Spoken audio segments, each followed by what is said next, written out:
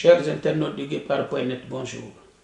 À votre demande, nous avons une nouvelle fois fait appel à M. Mamadou Bilossi Savané, l'un de nos consultants en matière politique et économique. Bonjour M. Savané. Bonjour M. Makandira. À la suite de vos différentes interventions, il y a beaucoup de commentaires, surtout d'interrogations qui arrivent dans la boîte mail du Guépard.net. Sachez que des internautes souhaitent en savoir plus sur vos prises de position. Pour aller droit au but, je commencerai par l'affaire Kélé Fassal, le président de la Cour constitutionnelle, qui a été destitué par des personnes que vous-même vous avez qualifiées de commando à la Cour constitutionnelle. Et pour vous, ce commando était dirigé par Alpha Condé. Qu'est-ce qui vous fait dire cela? Alors, le commando dont vous parlez existe bel et bien. Pour une simple raison, c'est que M. Alpha Condé doit préparer d'abord les conditions juridiques de son maintien au pouvoir. Il commence donc par organiser ce coup d'État contre M. Kélé Fassal, le président de la Cour constitutionnelle. Et à la place, il y met son chef commando, M. Mohamed Lamine Bangoura. Mais ça, je l'ai déjà dit. Ensuite, toujours dans la même logique, pour arriver à ses fins, M. Alpha Condé veut domestiquer, est déjà en train de domestiquer l'ensemble du système judiciaire guinéen. Je prends l'exemple. D'abord, la Cour constitutionnelle, il a mis à la tête de cette institution son homme à lui. Après le coup d'État, il s'est empressé à donner une apparence légale à ce qui n'était qu'une forfaiture. C'est-à-dire en prenant un décret qui confirme la destitution illégale des Tout à fait. Il a pris un décret dépourvu de base légale pour instituer la personne que lui-même a choisie. Et entre nous, la Cour suprême, plutôt la Cour constitutionnelle, ça n'est pas une société anonyme où les actionnaires peuvent se réunir comme ça et décider de débarquer le président du conseil d'administration. La Cour constitutionnelle, c'est une institution encore une fois fondamentale sur laquelle repose l'ensemble de l'architecture institutionnelle du pays. Et ceux qui en sont membres ne sont pas propriétaires de cette fonction. Ils sont là pour appliquer les règles fondamentales qui elles-mêmes sont inscrites dans la Constitution. Que dit la Constitution? Le président de la Cour constitutionnelle est élu pour un mandat de 9 ans non renouvelable. Il ne peut pas être destitué sauf dans certaines conditions. Alors, décider comme ça parce que M. Alpha Condé veut briguer son 3e et 4e mandat pour destituer le président de la Cour constitutionnelle, il y a là, juridiquement, manifestement, ce qu'on appelle un coup d'État constitutionnel. Et j'en arrive ensuite au deuxième point, c'est que toujours dans la préparation de son 3e mandat, M.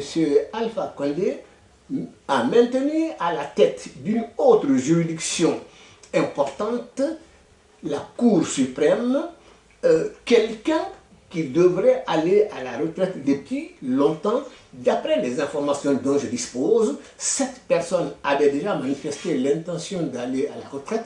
C'est M. Alpha Condé qui lui a demandé de rester parce que, dit-il, j'ai besoin de vos services. Ah, ça me paraît être une grave accusation ou en tout cas information, ce qui veut dire que la personne, que je ne sais pas si vous allez citer son nom ou pas, n'est plus là pour sa fonction, ou en tout cas pour faire fonctionner les institutions étatiques, mais pour le président Alpha Condé, si j'ai bien compris. Tout à fait, vous avez bien compris.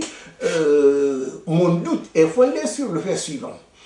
Pourquoi maintenir la même personne à la tête de la Cour suprême alors qu'il y a bien d'autres Guinéens tout aussi compétents, peut-être au plan strict de la formation juridique, qui sont infiniment plus qualifiés que l'actuel président de la Cour suprême. Je n'ai rien contre le président de la Cour suprême, c'est même une personne agréable, c'est une personne honorable, mais il n'est pas indispensable à la tête de la Cour suprême. Une question, est-il atteint par l'âge de la retraite, oui ou non? Absolument, il a déjà dépassé l'âge de la retraite. D'après les informations que j'ai pu recueillir à Conakry, il a lui-même au moins une fois manifesté le désir d'aller à la retraite. C'est Alpha Condé qui le retient, puisque, dit-il, il aura besoin de ce service. Quel service? S'il a besoin d'un service privé, mais le président de la Cour suprême peut toujours lui rendre ce service privé, mais en dehors de la fonction judiciaire qu'il occupe maintenant. Si le service n'est pas avouable, on peut se demander pour quelle autre raison mystérieuse il maintient ce président de la Cour suprême, alors que lui, il a manifesté au moins une fois le désir de partir. Il y a là quelque chose de mystérieux à laquelle les Guinéens doivent faire attention. Alors, je vais résumer, puisque on va passer à d'autres questions plus importantes. Je vais résumer. Monsieur Alpha Condé a domestiqué l'ensemble des institutions judiciaires, à savoir la Cour suprême. C'est la personne qui lui est fidèle à lui, pas aux institutions. La Cour constitutionnelle, c'est la personne qui lui est fidèle à lui, pas aux institutions. J'invite encore une fois l'ensemble des Guinéens à réfléchir à ces points, puisque quand on est fidèle à une personne, on n'est pas fidèle aux institutions, on n'est pas fidèle à la République, on défend les intérêts de cette personne. Est-ce que cela est compatible avec la fonction de chef de l'État? Je ne le crois pas. Voilà. Alors, M. Savané, vous n'avez pas fini avec ce point, vous allez nous permettre de vous poser une autre question. Je vous avais lu, ainsi que les internautes du Guépard.net, en train de critiquer, de vous attaquer à la présence au sein de la Cour constitutionnelle des individus qui ne remplissent pas les conditions légales d'âge pour y être. Et jusqu'à présent, cette question, on n'en parle pas assez. Qu'est-ce que vous en pensez? Alors, vous faites bien de rappeler, puisque on est... Excusez-moi, je termine ma question. Qui est responsable de ce fait, à votre avis? Alors, d'abord, je vais répondre à votre question en deux étapes. D'abord, on n'est pas à la Cour constitutionnelle parce qu'on le veut. On vous y désigne. Et les conditions qu'il faut remplir pour y être désigné sont écrites. Et M. Alpha Condé ne peut les ignorer. Or, il a envoyé à la Cour suprême plusieurs personnes, directement ou indirectement. Cour constitutionnelle. À la Cour constitutionnelle plutôt. Directement ou indirectement. Des personnes qui ne remplissent pas les conditions d'âge pour siéger, pour certains d'entre eux, d'abord, je parle des conditions d'âge d'abord, pour siéger dans cette institution. Puisqu'il faut avoir une certaine maturité d'esprit. Il faut avoir une certaine consistance du point de vue de sa propre personnalité. Il faut avoir un certain sens de la mesure, de la pondération, de la retenue. Il ne me semble pas que ces personnes-là remplissent ces conditions. D'abord, ils ne remplissent pas les conditions d'âge. Ensuite, deuxième question, certains d'entre eux ne remplissent même pas les conditions de formation, dont la traduction concrète est l'obtention d'un diplôme. Ils ne l'ont pas. Alors, encore une fois, cela nous renvoie à la nécessité pour M. Alpha Condé d'obtenir son troisième mandat. En fait, quand il envoie des gens incompétents à la Cour constitutionnelle, ce n'est pas parce qu'il est idiot. M. Alpha Condé est loin d'être idiot. Il y envoie des gens dont il sait très bien qu'ils sont dans une fragilité juridique et que par conséquent, ces gens-là lui doivent à lui et seulement à lui. Donc, ils deviennent les obligés de M. Alpha Condé. C'est dans cette condition qu'il envoie des gens à la Cour constitutionnelle qui ne remplissent pas les conditions qui leur permettraient d'y être de façon honorable. Bon, passons à la deuxième question qui a fait tant de bruit aussi et cela continue. Vous et votre ami, Dr Abdoul Baldé, depuis très longtemps, vous parlez sans arrêt de l'armée guinéenne. Dans vos écrits ces derniers temps, vous avez parlé d'une frange républicaine de l'armée. Vous avez incité, comment dirais-je, l'armée guinéenne à prendre ses responsabilités pour sauver le peuple. Pensez-vous que dans l'armée guinéenne, il y a encore des patriotes capables de vous écouter? Alors, je vais vous répondre en deux temps. Premièrement, je ne peux pas vous indiquer individuellement tel militaire est républicain, tel ne l'est pas. Ce que je peux dire avec certitude, c'est qu'à partir des événements du stade du 28 septembre 2009, je suis convaincu qu'une bonne partie de l'armée a pris conscience de l'abjection dans laquelle elle a été précipitée, parfois même contre sa volonté.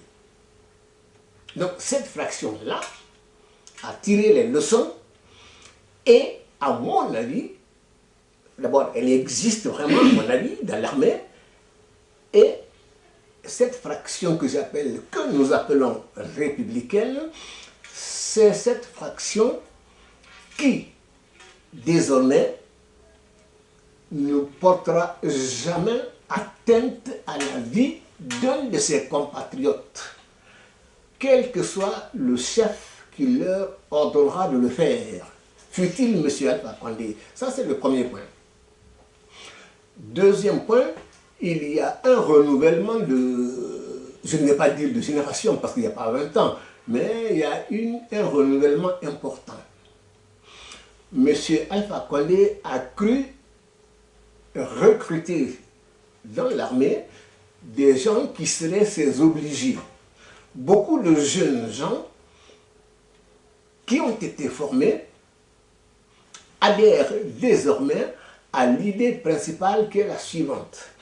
Une armée, c'est défendre le territoire national.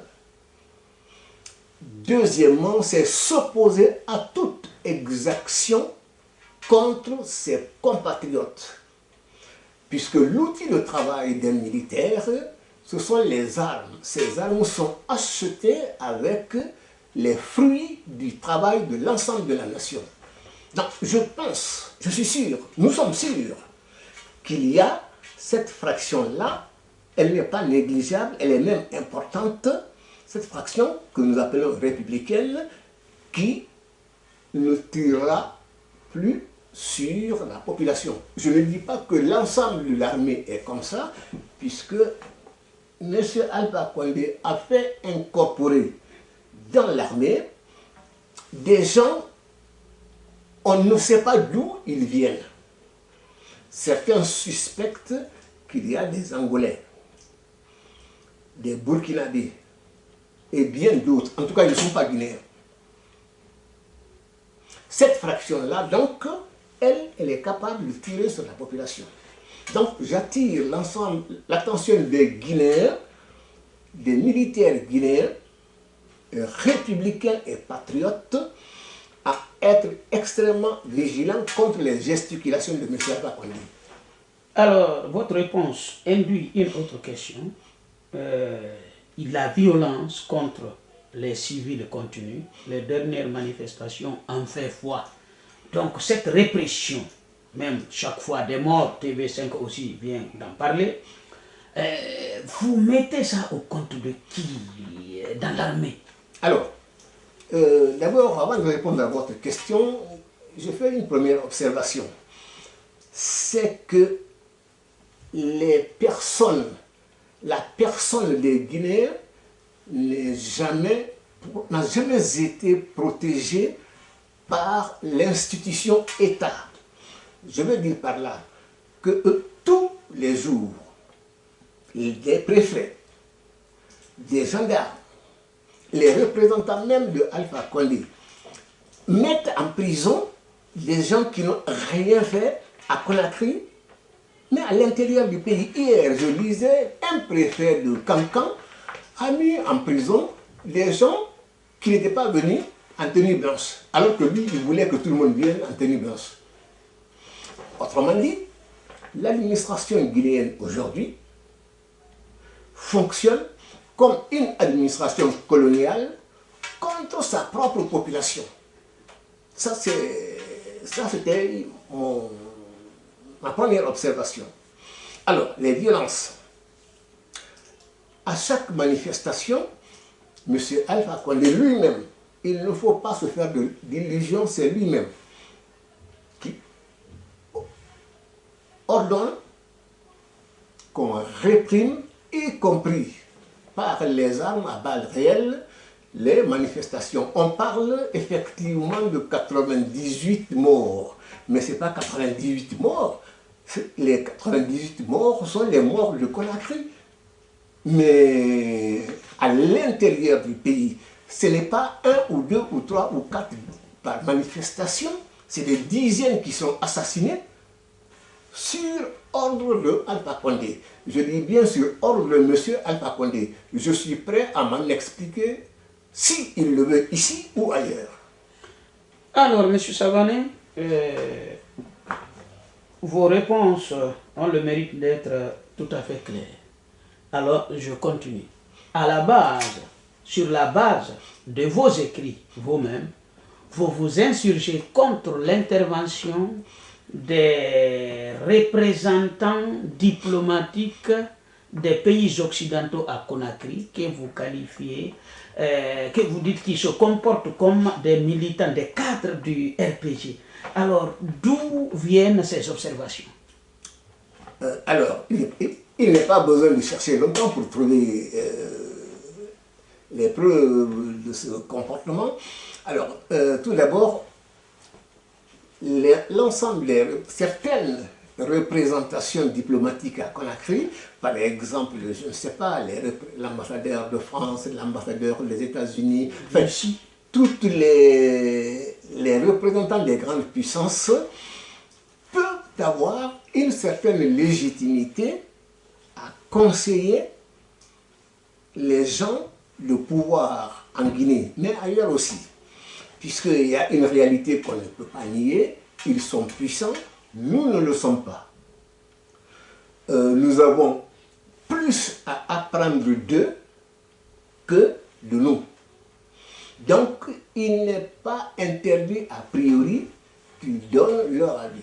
Là où il y a problème, c'est qu'à chaque intervention, on a l'impression qu'ils attaquent plus les opposants qui résistent à l'oppression,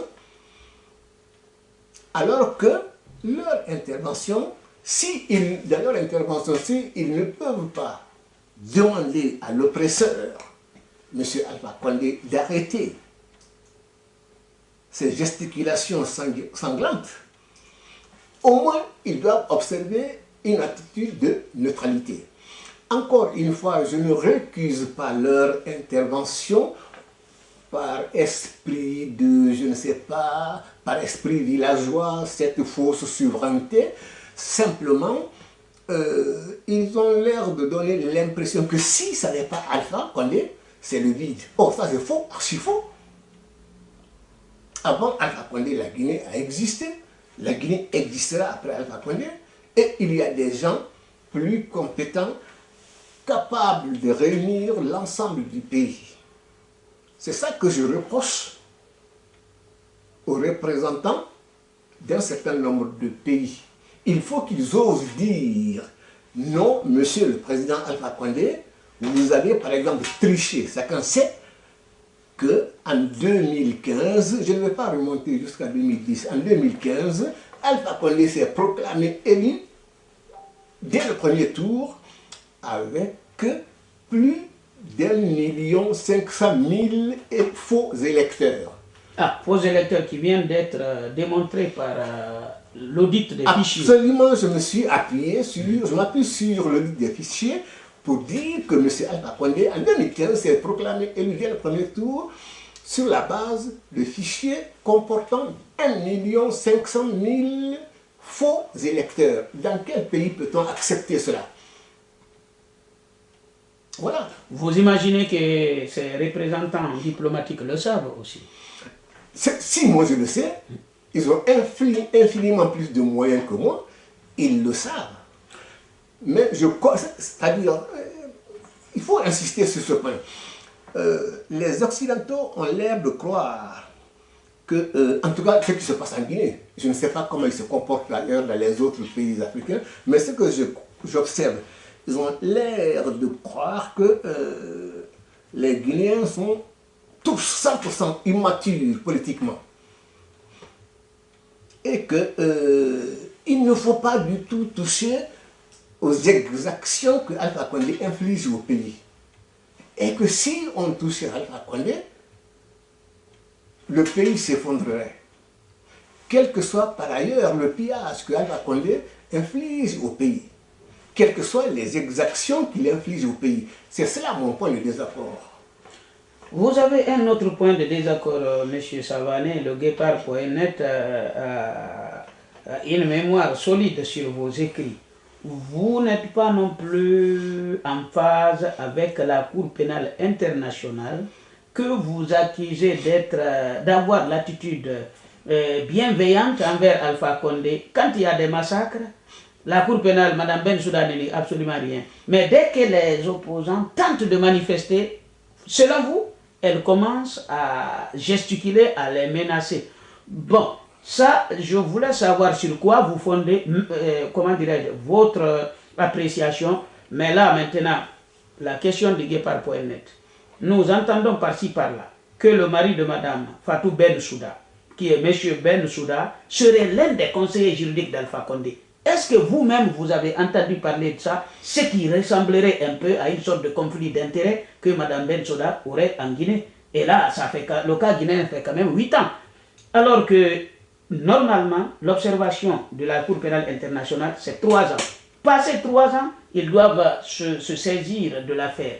Pour le cas guinéen, il y a 8 ans. Bon, ça fait réfléchir. Je vous laisse répondre aux 2 questions. Alors, d'abord, je maintiens ma position initiale en rapport avec le comportement que je trouve inadmissible en tout cas des personnes que la Cour pénale internationale envoie en Guinée. Leur comportement est totalement inadmissible. Ça, c'est la première chose. Deuxièmement, vous parlez de Mme Bensouda. Je suppose que si ça avait été une autre personne, vraisemblablement, son attitude n'aurait pas été différente de celle inadmissible de Mme Bensouda. Alors, pour quelle raison? Moi aussi, j'ai entendu, on m'a dit souvent que de toutes les façons, Mme Bensouda, plutôt son mari, est l'un des conseillers, peut-être même le conseiller juridique principal de Alpha Condé, et que c'est inutile que ceux qui sont victimes des brutalités de Alpha Condé se mettent à porter plainte, et que tant que Mme Bensouda est là, il n'y aurait aucune suite. Bien. Alors, évidemment, ce n'est pas Mme Bensouda elle-même qui va donner suite, mais ce qu'on attend d'elle, malgré effectivement le conflit d'intérêts qui semble être évident, en tout cas en Guinée, moi on me l'a dit. On m'a dit que le mari de Mme Bensouda est en relation d'affaires avec Alpha Condé et qu'il serait l'un des principaux conseillers de Alpha Condé. Mais ce qu'on attend d'elle, si elle ne peut rien faire, qu'elle ait au moins une attitude de neutralité et d'honnêteté. Or, moi j'étais, par exemple, en 2013, lors de des élections législatives. Quelques jours après les élections législatives, elle tombe comme ça du ciel, on lui tend micro et journaux partout, elle menace tout le monde. Celui qui ne reconnaît pas les résultats des élections, il aura affaire avec moi, avec la Cour pénale internationale, etc. Mais l'honnêteté aurait voulu qu'elle dise d'abord, il faut que le vote soit honnête, transparent, que le fichier sur lequel on se base pour élire soit un fichier non corrompu. Or, elle fait abstraction de tout cela pour venir menacer les opposants guinéens. Certains des opposants guinéens sont même naïfs. On a l'impression que la Guinée appartient à Mme Bensouda ou bien que la Guinée appartient aux représentations l'ONU ou je ne sais pas quel. Or, non, la Guinée est un État souverain. Bon, même s'il s'agit d'une souveraineté discutable, mais quand même c'est un État. Alors, M. Savané, il y a une forte agitation sociale, mais aussi politique en Guinée, sociale concernant les syndicats de l'enseignement, politique concernant l'installation des élus locaux, élus depuis plusieurs mois, des choses qu'on ne voit qu'en Guinée. Qu'en pensez-vous? Alors, il y a ces deux agitations sont à distinguer. Il y a des mouvements syndicaux totalement légitimes et légaux, puisque ce sont des revendications matérielles qui sont à la base de ces mouvements. Et là, je m'arrête un instant, je parlais tout de suite des arrestations arbitraires. Tous les jours, on dit ici ou là que le préfet, je ne sais pas, le commandant de la gendarmerie de Kerouané, ou bien de Zérekoré, ou bien de Kindi, enfin de partout, est allé arrêter les grévistes juste parce qu'ils se sont mis en grève. Comme si le fait de se mettre en grève était un crime. Or, c'était un droit fondamental, inscrit dans la Constitution. Alors, s'ils ne veulent pas que les gens se mettent en grève, mais ils n'ont qu'à enlever de la Constitution le droit de grève. Ça, c'est le premier aspect. Ensuite, les revendications salariales, ils demandent 8 millions de francs guinéens par mois. Très bien. Alors, il y a un certain syndicaliste, je ne sais pas comment il s'appelle, un certain Bemba Souma. Bon, à se demander, est-ce qu'il est syndicaliste ou bien c'est un agent de M. Alpha Condé? Puisque j'ai lu son discours, j'avais l'impression qu'il était là pour réprimer les salariés dont il est supposé être les représentants. C'est curieux. Curieux. Bon, mais 8 millions, ça fait combien à peu près? Ça fait à peu près 400-500 ou 450 euros. Certains disent que c'est beaucoup, mais ce n'est pas beaucoup. Vous savez combien le faut? 800 euros. Voilà. 800 environ. Ah bon, ça fait environ 800 euros. D'accord. Mais alors, vous savez combien le Premier ministre, M. Kassory Fofana, prend par jour sur les ressources de la bauxite, par jour, 1 000 euros par jour. 1 000 euros par jour. Alors, il viendrait dire à ceux qui demandent à peu près 800 euros que ceux-là exagèrent. Deuxièmement, M. Alpha Condé, certains disent, et je pense que c'est vraisemblable, qu'en 7 ans, il a accumulé une fortune d'à peu près 6 milliards de dollars. 6 milliards de dollars. Pourquoi faire avec tout ça? Alors, M. Alpha Condé viendrait dire à ceux qui demandent 800 euros par mois que ceux-là ont une demande excessive. Lui seul accumule aux dépens du pays 6 milliards de dollars.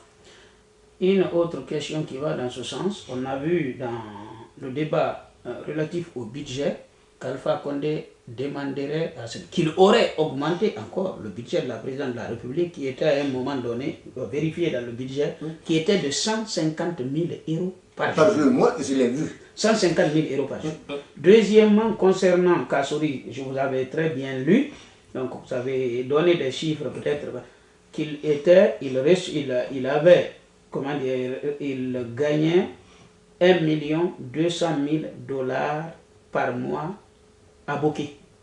S'agissant, comment dirais-je, il s'agirait des ressources qui viennent des investissements réalisés dans les bauxites, dans le domaine de transport et de machines, entre autres.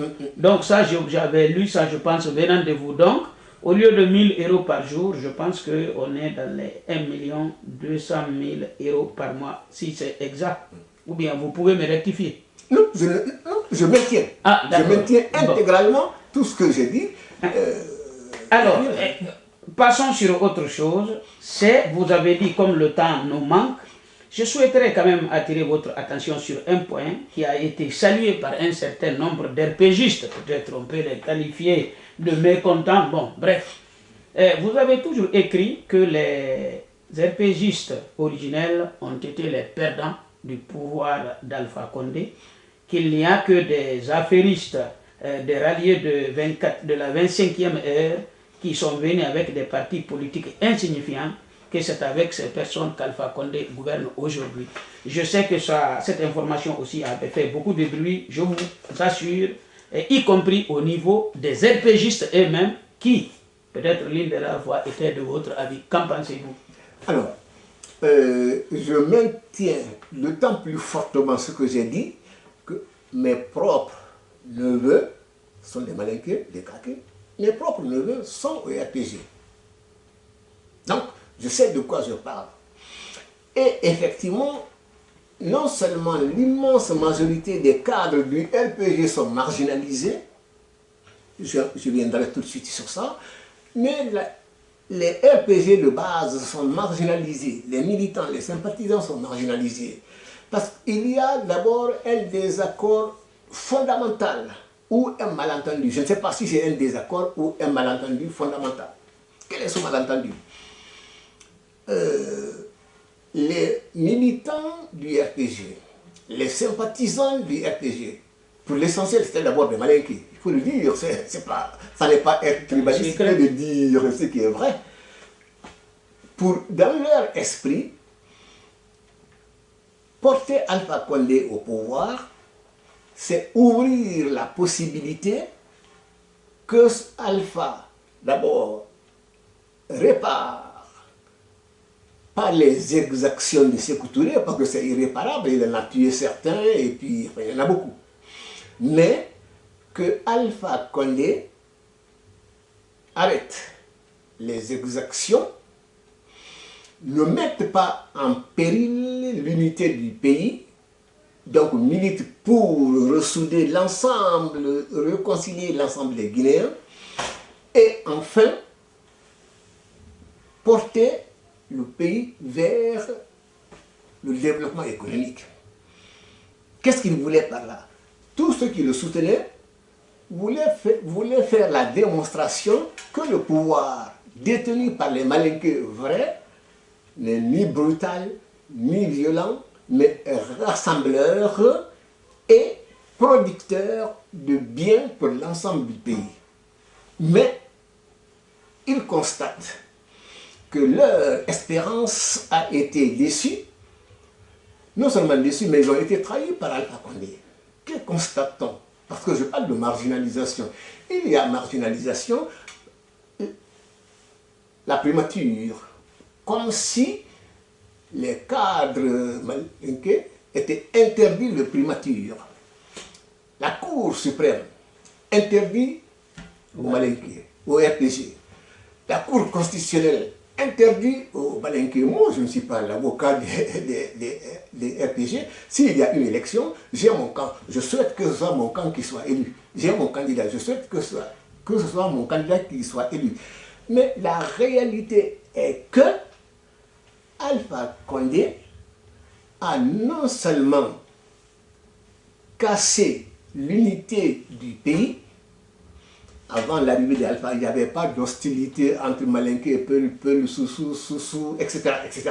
C'est lui qui a introduit ça. Parce qu'il voulait se maintenir au pouvoir. Il voulait d'abord arriver au pouvoir et ensuite se maintenir au pouvoir. Deuxièmement, il humilie les cadres et la base du RPG.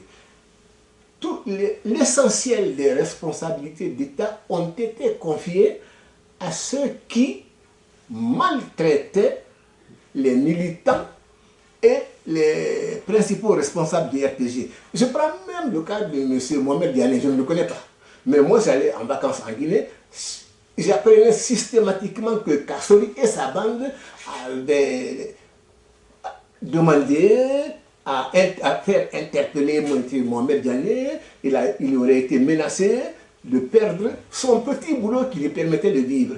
Je cite le cas de Mohamed Diané que je ne connais pas. Enfin, je ne connais pas la personne de Mohamed Diané, mais je connais. Quand j'allais en Guinée, on me rendait, enfin, mes propres neveux me faisaient savoir ce qui se passait. Or, Alpha Condé, l'essentiel du pouvoir, il les met dans les mains de ceux qui maltraitaient les militants du RPG, ceux qui maintenaient le parti pendant que Alpha Condé était en prison. Il y a là quelque chose qui ne va pas. Sans vous couper, votre ami Dr Abdoul Bader n'avait fait mention, d'ailleurs lui il avait cité aussi le général Bouraima Condé, que les Malinqués qualifiaient de terreur aussi, qui réprimait les RPGistes, mais aujourd'hui se trouverait au soleil. Absolument. Bouraima Condé, parce que j'ai un neveu qui cherchait, qui creusait du diamant à Kérouani.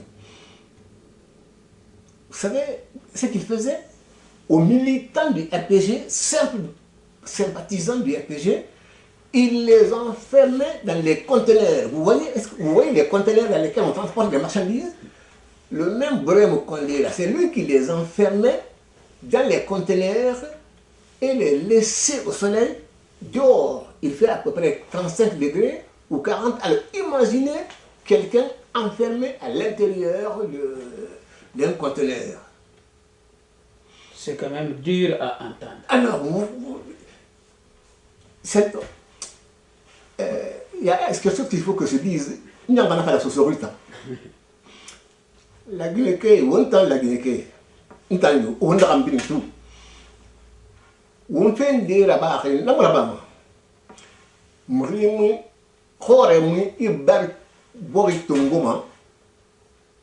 eso khonya ira no bete no rin ran dangima i yete tongo i yete suna ira alo ko nyokne namura bama ndende le raba alfa ran sa pe la Guinée parti ina non sotom wonta na wo ita pindo ko ira wonna wo mbele akri lutira wonna wo sangi akri lutira wo man rin de fulan kafu alo kasorié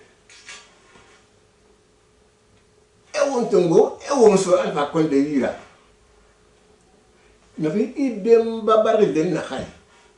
Ibemba bori na kan luri be. Itan na Tongo. Ina so no bete ira. Na kan dangima. Alors Alpha Condé dans 4 heures nek bon même dans 4 heures. C'est ça que je voulais dire aussi. Je pense que les intéressés, les personnes visées l'ont bien compris. Alors, cette marginalisation, on n'est pas loin de la fin de la base du RPG. Vous l'avez dit en parlant aussi, je cite toujours vos écrits, que Alpha Condé aurait changé de stratégie politique après avoir traité les Malinqués, les cadres Malinqués de plus malhonnêtes, qu'il aurait réorienté sa stratégie vers un certain nombre de basse-côtiers. Là, nous souhaitons avoir la précision sur ce point. Oui, en fait, il ne s'agit pas de réorientation. C'est nous qui n'avions pas perçu au départ la stratégie de Alpha Condé. D'abord, Alpha Condé, il s'en foutait de la Guinée. S'il y avait été possible de faire la politique au Burkina, vraisemblablement c'est au Burkina qu'il serait allé. Mais puisqu'il a perçu que de toute façon, la Guinée, il suffit de faire quelques petites magouilles ici ou là, les gens vont se jeter dans vos bras. Il est allé en Guinée et effectivement il est arrivé à ses fins. Alors pour arriver à ses fins sur le plan électoral, il fait état de ce qu'on appelle arc-en-ciel. Mais arc-en-ciel, ça n'existe pas. Les gens de arc-en-ciel, vous pouvez les réunir dans une cabine téléphonique parce que leur parti, c'est strictement des sigles. Kassori en est un exemple. Il n'a pas de militants. Il n'a rien, il n'y a pas d'idéologie, rien. Il a un sigle. Mais Alpha avait besoin de faire illusion pour dire j'ai rassemblé des gens. Donc il prend des individus, d'abord, qui ont beaucoup de choses à se reprocher. Ainsi, il s'assure leur docilité. Et il réunit donc ses sigles, il dit qu'il a formé une coalition. Quelle coalition? Il n'y a pas de coalition. Il n'y a pas de coalition. Qui a vu les militants de Castor Fofana, par exemple? Qui a vu les militants de Teliano? Enfin, je peux citer beaucoup d'autres. Donc, comment dire, la réorientation, si on peut dire, était déjà, la marginalisation du RPG était déjà inscrite dans cet arc-en-ciel. Et pour parvenir à cet arc-en-ciel, d'abord, il disqualifie, il discrédite les cadres malinqués. J'ai les citations de Alpha Condé ici. Voilà. Je le cherche ici. Voilà. Voilà. Il dit les cadres malinqués sont les plus malhonnêtes de la Guinée. Ou encore, les malinqués étaient dans un trou. C'est moi qui les ai sortis du trou dans lequel ils étaient. Et donc, pour lui, ces malinqués, ces militants du RPG, parce que quand il parle de malinqués, il parle des militants du RPG, des sympathisants. Pour lui, ces militants, ces sympathisants, ne sont que les malhonnêtes et des gens qui lui doivent une reconnaissance illimitée parce qu'il les aurait tirés de je ne sais quel trou. Voilà la réalité. Donc, Alpha Condé a bien marginalisé les militants de son parti. D'ailleurs, je précise que le RPG n'est pas le parti de Alpha. Il a rejoint le RPG. Il faut que les gens comprennent. Ce n'est pas lui le créateur du RPG. C'est plusieurs partis. Les gens ont dit, puisqu'il était le plus âgé, et bon, on a dit, bon, c'est lui l'aîné, on va le mettre à la tête du parti. Mais ce n'est pas son parti. Il avait un petit parti. C'est ça la réalité. Donc, il ne faut pas se laisser abuser par les petites ruses minables à laquelle se livrent très souvent M. Alpha Condé et ses amis. Alors, M. Sissavané, nous arrivons au terme de notre entretien. Comme d'habitude, le Guépard.net vous laisse le dernier mot. Vous pouvez dire ce que vous n'avez pas encore dit. Alors, bon, j'espère qu'on aura une autre occasion. Tout à fait. Où on va s'expliquer plus longuement. Mais dans l'immédiat, je ne vais pas être long. Je vais revenir sur ce que je crois être une alliance possible, souhaitable, entre les citoyens mobilisés et la fraction républicaine de l'armée. J'en appelle d'abord ici, aux Guinéens, ce qu'ils font déjà à l'intérieur est déjà important, mais il faut une insurrection généralisée contre Alpha Condé et son régime. Pour beaucoup de raisons. Mais pour certaines des raisons ici, l'essentiel de ceux qui gravitent autour du pouvoir de Alpha Condé, j'ai leur nom ici, j'ai la liste de leurs fortunes ici en France, les immeubles, les appartements qu'ils ont achetés. Je ne vais pas rentrer dans les détails, mais il faut que les Guinéens s'insurgent contre Alpha Condé, contre tous ceux qui se réclament du pouvoir de Alpha Condé pour diriger le pays. Alpha Condé est devenu non seulement illégitime, mais il est désormais illégal au pouvoir, pour deux raisons. Première raison, il a fait un coup d'État contre la Cour suprême, contre la Cour constitutionnelle plutôt. Or, en principe, c'est lui qui a la garde de cette institution. Il fait un coup d'État contre une institution dont on lui a confié la responsabilité. Dans quel pays peut-on accepter ça?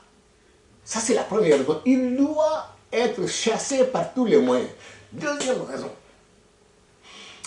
Alpha Condé a divisé, à mon avis, durablement notre pays. Je vais vous lire certaines des déclarations qu'il a faites contre, par exemple, nos compatriotes de la Guinée forestière. Je vais le... Voilà. Qu'est-ce qu'il dit? En 2009, après les événements, les objections commises au stade du 28 septembre, dont il est probablement l'un des commanditaires, peut-être même le commanditaire. En tout cas, il en a été le bénéficiaire principal et exclusif. Alors, qu'est-ce qu'il disait à propos des forestiers? Alors, pour les auditeurs non guinéens, quand nous parlons de forestiers, ce ne sont pas des exploitants forestiers. Nous, on dit forestiers, ceux qui habitent une partie de la Guinée qu'on appelle la Guinée forestière. Voilà. Alors, que dit monsieur à propos de ces forestiers? Il dit, ce sont les militaires de la forêt, Moussa Dadis camarade, Claude Pivi, Papa Koli, Kourma, etc., qui ont commis les viols et massacres au stade du 28 septembre. Il ajoute, les militaires originaires de la Guinée forestière se vantent de boire du sang humain, de manger de la chair humaine. Ce sont des cannibales. Je peux continuer à... Vous croyez qu'on peut maintenir à la tête d'un pays un chef d'État qui tient ce discours contre sa population? Non, il faut que donc l'ensemble des Guinéens se donnent la main et que la fraction républicaine de l'armée soutienne l'insurrection contre Alpha Condé. Plus on tarde à chasser Alpha Condé, plus nous exposons notre pays à une déconfiture totale dont les conséquences seraient désastreuses, non seulement pour la Guinée, mais pour l'ensemble de la sous-région. Et ce que je dis là, toutes les représentations diplomatiques à Conakry, si elles sont honnêtes, peuvent le reconnaître. Voilà ce que j'avais à dire. Alors, monsieur Sissavané, vous semblez avoir tout dit, en tout cas pour l'instant, et nous ne tarderons pas à faire appel à vos services, car très souvent vos interventions provoquent des débats, et ces débats engendrent des questions que nous sommes obligés toujours de vous les poser. Je suis disposé à répondre aux questions éventuelles qui viendraient. En tout cas, nous vous remercions beaucoup pour votre disponibilité et à très bientôt. Voilà, c'est moi qui vous remercie.